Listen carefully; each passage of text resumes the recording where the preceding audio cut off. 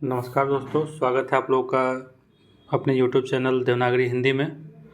और आज हम लोग डिस्कस करने वाले हैं यूपी जीटीसी के अंतर्गत जो सिलेबस लगा हुआ है उसके ऊपर, और उसकी हम कैसे प्रिपरेशन करेंगे और क्या बुक लिस्ट होना चाहिए उस पर भी चर्चा कर लेंगे थोड़ी सी।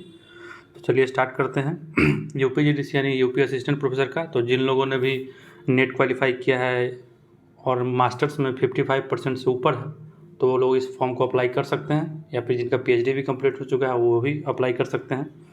तो चलिए हम लोग इसके सिलेबस के ऊपर बात करें। देखिए इस सिलेबस में ये है कि इसमें कोई इस बार रचना नहीं लगा हुआ है, कोई भी टेक्स्ट नहीं लगा हुआ है जैसे कि हम लोग नेट के लिए पढ़ते हैं।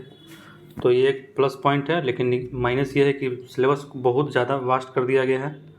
डेप्थ उतना नहीं है लेकिन फैलाव बहुत ज़्यादा है। तो हम लोग शुरू करते हैं सिलेबस पर चर्चा। देखिए इसमें जो शुरू पहला यूनिट है खंड 1, तो ये हिंदी साहित्य का इतिहास है। तो जो हम लोग नेट के लिए पढ़ते हैं वही इसमें भी पढ़ना है। तो देखिए पहले है कि साहित्य का इतिहास दर्शन, फिर हिंदी साहित्य के इतिहास, लेखन की परंपरा विकास, हिंदी साहित्य के प्रमुख इतिहास ग्रंथ और उनकी विशेषताएं, हिंदी साहित्य का इतिहास, काल विभाजन एवं नामकरण। तो ये वही है, मतलब जो नेट का है वही सिलेबस ये भी है। आदिकाल में जो पढ़ते हैं हम लोग वही है इसमें भी, कि आदिकाल साहित्य के सामाजिक सांस्कृतिक एवं धार्मिक पृष्ठभूमि, आदिकाल के विविध नामकरण, आदिकाल की प्रवृत्तियाँ विशेषताएं, फिर आ गया सिद्धनाथ साहित्य, जैन साहित्य, लौकिक, रासो काव्य, आदिकाल के प्रमुख कवि जिसमें आ जाएंगे आपके विद्यापति आ जाएंगे, और फिर अमीर खुसरो, फिर सरहपा, ये सब इसी में रहेंगे। फिर भक्ति काल है जिसको पूर्व मध्यकाल भी कहा जाता है। तो इसमें भक्ति आंदोलन की पृष्ठभूमि, उदय के सामाजिक कारण, राजनीतिक कारण, ये प्रमुख संप्रदाय और उनका वैचारिक आधार, ये सब मेंस में क्वेश्चन आ सकता है कौन से कारण को लिखने के लिए। सगुन धारा, कृष्ण भक्ति और राम भक्ति शाखा, भक्ति काल के प्रमुख कवि और उनकी रचनाएं। फिर रीतिकाल, वही राजनीतिक पृष्ठभूमि, नामकरण, रीतिकाल के अंतर्धाराएं, रीतिबद्ध धारा और रीति सिद्ध धारा, पर जो प्रमुख धारा थी उनके कवि, उनकी प्रवृत्तियाँ, उनका मौलिकता महत्व, उनकी रचनाएं।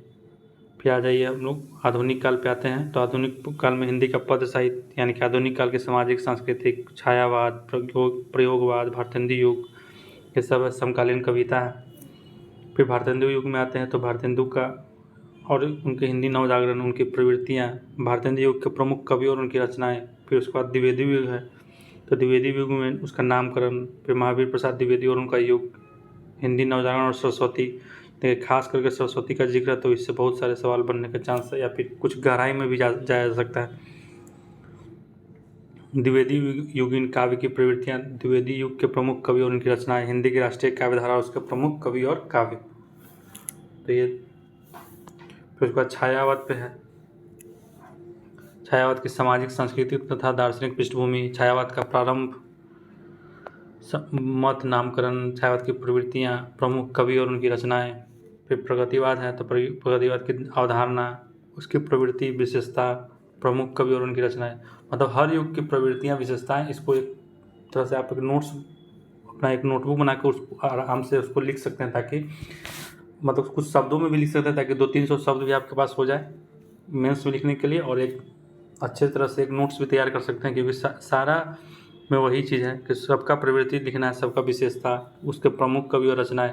तो प्रमुख कवि और रचनाएं तो प्री के लिए हो जाएगा, और जो विशेषताएं और प्रवृत्तियाँ वो मेंस के लिए हो जाएगा। फिर हालावाद में हरिवंश राय बच्चन एवं हालावाद, फिर प्रयोगवाद और नई कविता, फिर वही प्रवृत्ति, प्रमुख कवि और इनकी रचनाएं। प्रपद्यवाद में नकेनवाद आ गया। फिर समकालीन कविता की प्रवृत्तियाँ, समकालीन कविता के प्रमुख कवि और उनकी रचनाएं। ये आप पढ़ सकते हैं कि हिंदी का गद्य साहित्य, इसमें क्या क्या है कि गद्य का उद्भव और विकास, भारतेंदु पूर्व हिंदी गद्य से लेकर आद्यावधि तक, हिंदी गद्य की विधाएं, उपन्यास, कहानी, निबंध, नाटक, एकांकी और आलोचना साहित्य का उद्भव और विकास। फिर हिंदी की अन्य नव्यतर गद्य, फिर इसी के अंदर आ जाएगा रेखाचित्र, संस्मरण, जीवनी, फिर आत्मकथा, रिपोर्टाज, यात्रा साहित्य, पत्र साहित्य, हिंदी का प्रवासी साहित्य, दलित विमर्श, स्त्री विमर्श, आदिवासी विमर्श, किन्नर विमर्श और इनका साहित्य। तो ये सब आप पढ़ सकते हैं। फिर पत्रकारिता आ जाएगा आपका।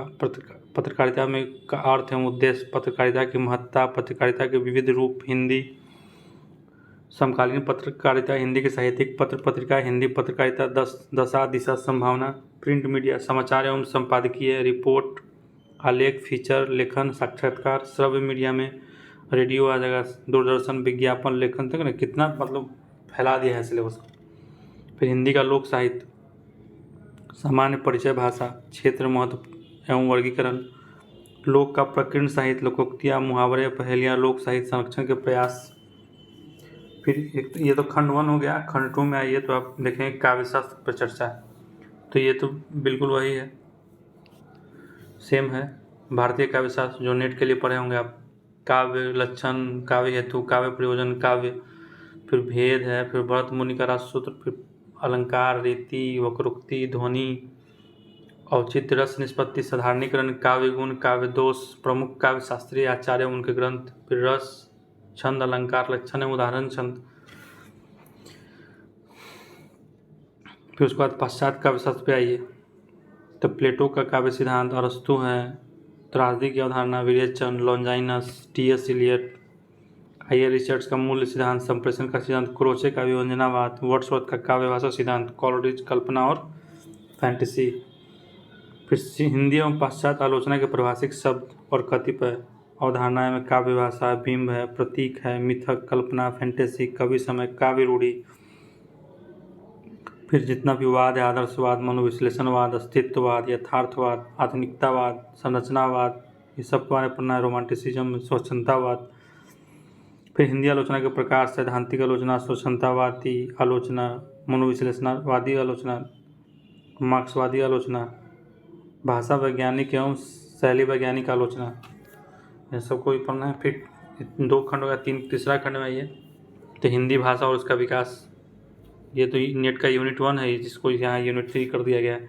तो हिंदी भाषा की उत्पत्ति और विकास, हिंदी भाषा की व्युत्पत्ति, हिंदी का नामकरण, हिंदी का भौगोलिक विस्तार, यहाँ भारतीय आर्य भाषाओं में वैदिक, मागधी, अर्धमागधी, अपभ्रंश, अवहट, पुरानी हिंदी, आधुनिक आर्य भाषा और उनका वर्गीकरण, उपभाषा और बोलियों का परिचय, वर्गीकरण, क्षेत्र, पश्चिमी हिंदी, पूर्वी हिंदी, राजस्थानी हिंदी, पहाड़ी, बिहारी हिंदी, जिसके अंतर्गत भोजपुरी, मैथिली, मगही आता है, बोलियाँ, खड़ी बोली, ब्रज और अवधी की व्याकरणिक विशेषताएं, क्षेत्रीय बोली का विकास, काव्य भाषा के रूप में अवधी तथा ब्रज भाषा का उद्भव और विकास, साहित्यिक हिंदी के रूप में खड़ी बोली का उद्भव और विकास, उत्तर प्रदेश की बोलियाँ, संपर्क भाषा दें, खास करके उत्तर प्रदेश की बोलियों पर भी को थोड़ा ध्यान देना है, क्योंकि ये यूपी का एग्जाम है तो यूपी का तो थोड़ा बहुत इनपुट रहेगा ही।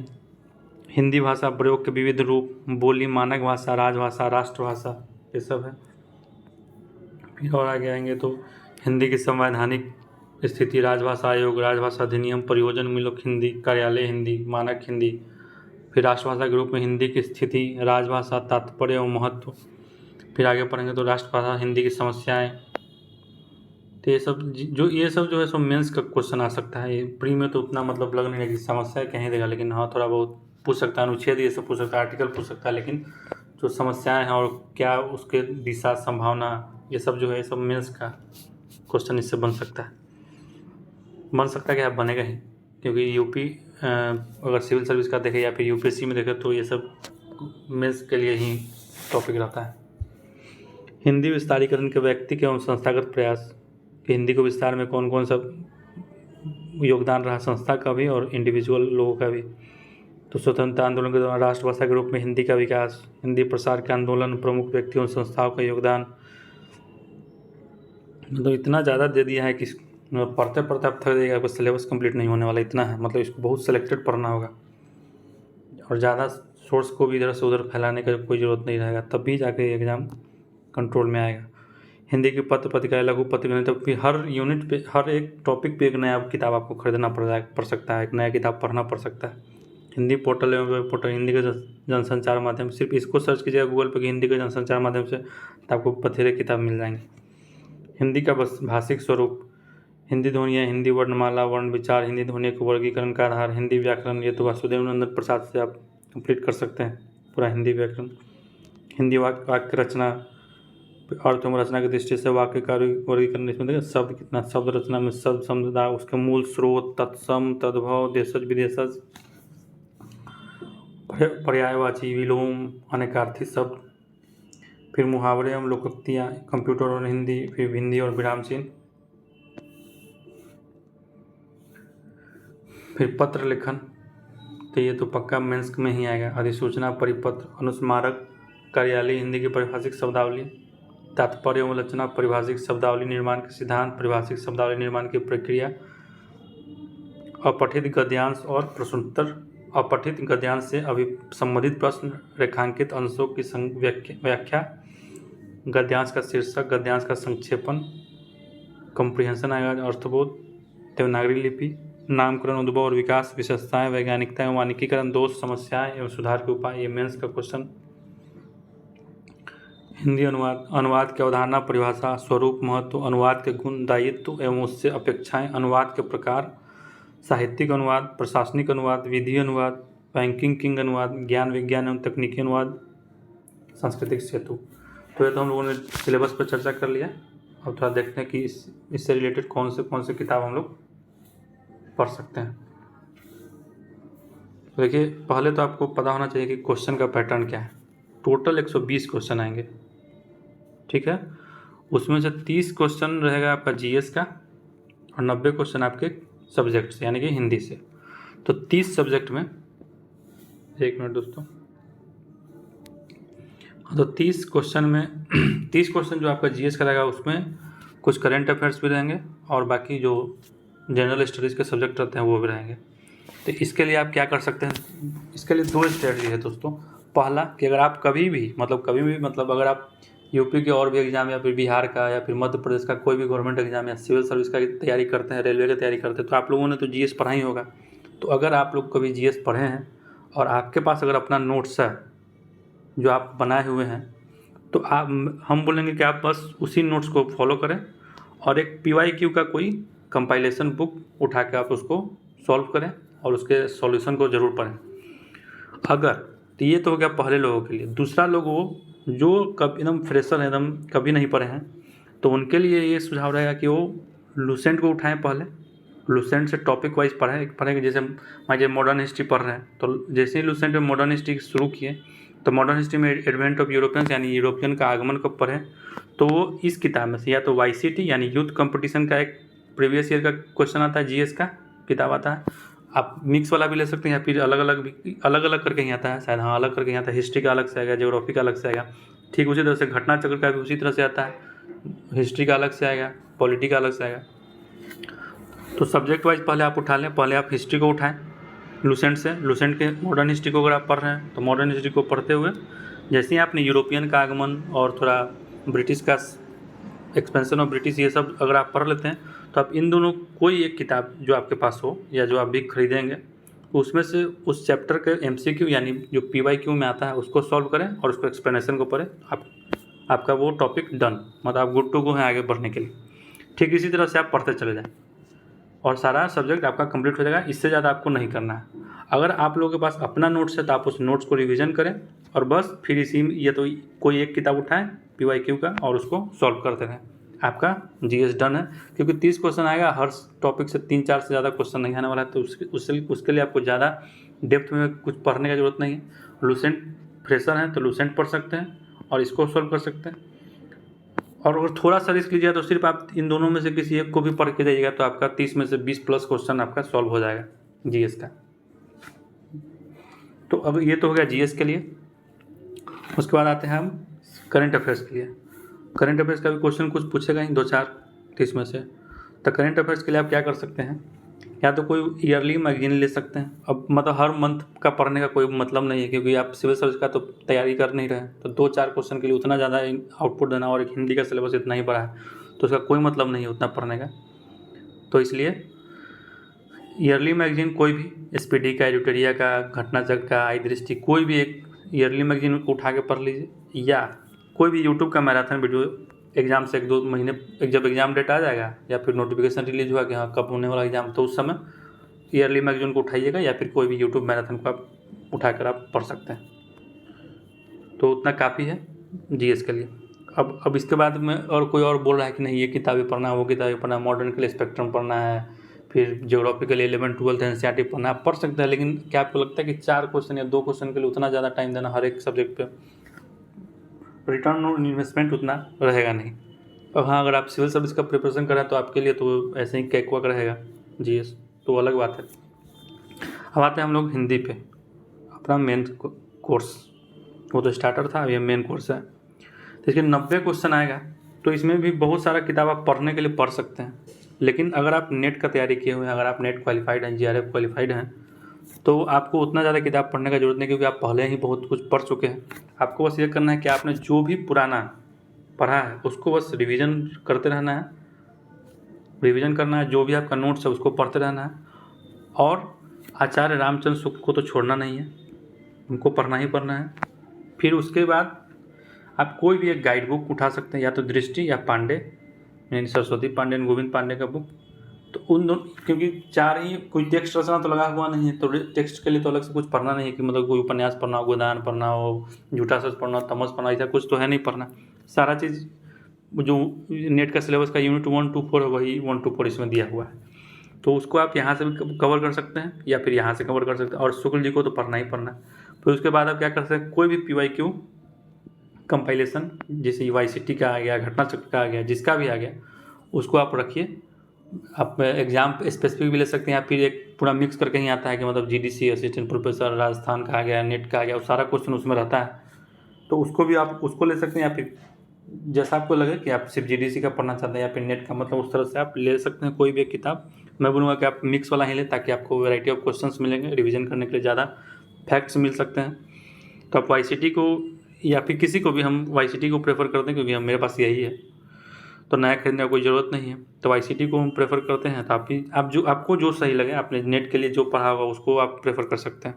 तो आप उसी तरह से टॉपिक वाइज पढ़ते जाइए। जैसे आदिकाल पढ़ें तो आदिकाल जैसे ही पढ़ें, उसके बाद प्रीवियस ईयर से आदिकाल के जितने भी क्वेश्चन उसको लगा लिया, उसको सोल्यूशन को देख लिया। अगर आपका नोट्स है तो नोट्स रिवाइज कर लिए, नोट्स में कुछ अपडेट करना है, ऐड ऑन करना है, तो आप ऐड ऑन भी कर सकते हैं।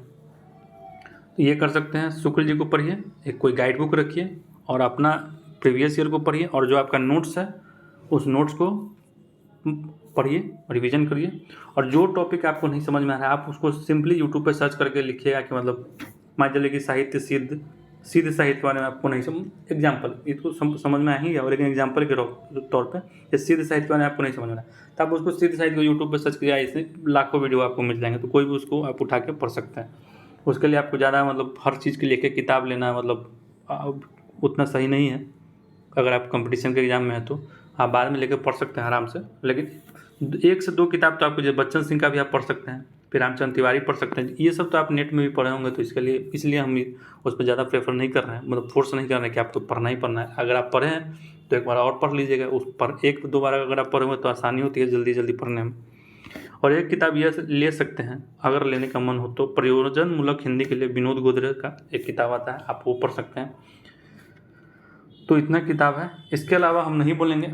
मेरा ये सुझाव है कि ज़्यादा किताब के चक्कर में ज़्यादा रिसोर्स किताब पढ़िए, लेकिन रिसोर्स मतलब इस कोचिंग का मटेरियल, उस कोचिंग का मटेरियल सब मतलब पढ़ लें, फलाने यूट्यूब का टीचर को पढ़ लें, फलाने उससे ज़्यादा है आपको कि आप एक किताब को 3 बार 4 बार पढ़िए, एक गाइड बुक को 3 से 4 बार रिवीजन करिए, और प्रीवियस ईयर को पी जाइए।